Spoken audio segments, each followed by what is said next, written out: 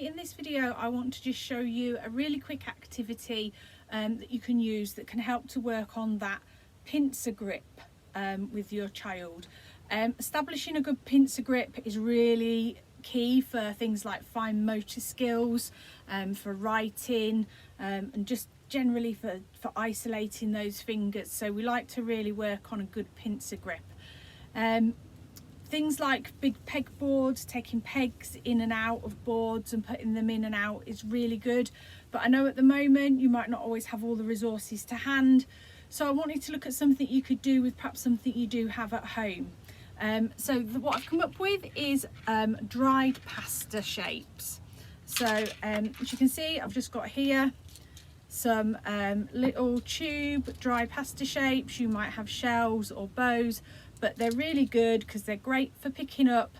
They're big enough that your child can get hold of them, but they're small enough to work on that fine motor skills. So all you need is just some dry pasta shapes, and then really there's a variety of things you can use with them. It could be anything from a metal bowl to an old Pringles tube, any sort of plastic container that you have.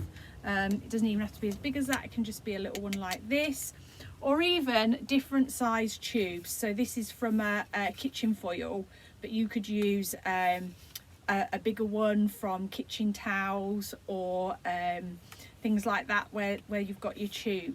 So what we want you to do is we're wanting you to work on that absolute pincer grip with them. So I would not give them loads and loads of these. I'd perhaps put 2 or 3 of them down in front of them where they can see them.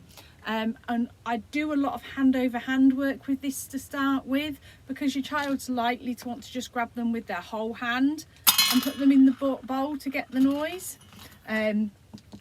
So I would definitely be looking to work hand over hand, getting their fingers, getting their hand, helping them to pick it up with a pincer grip, or you holding it, and when they go to grab it, you encouraging them to get it just with their fingers, even holding it like this, so to give to them, so they've got to get it with their finger. Okay, and again, all of these things, once they've got it, give them something exciting to do with it. So it might be that they want to bang it into the bowl, or they might want to bang it into the tube because they like the sound of it. They might like posting, so these tubes are great because once they've got it, they can post it, then you give them another one and they can post it.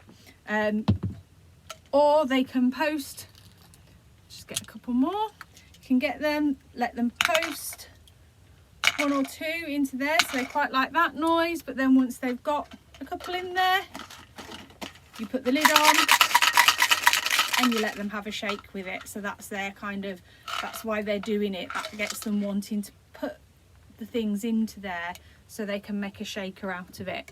So there's a lot of things you can do. Anything that you've got at home that's small.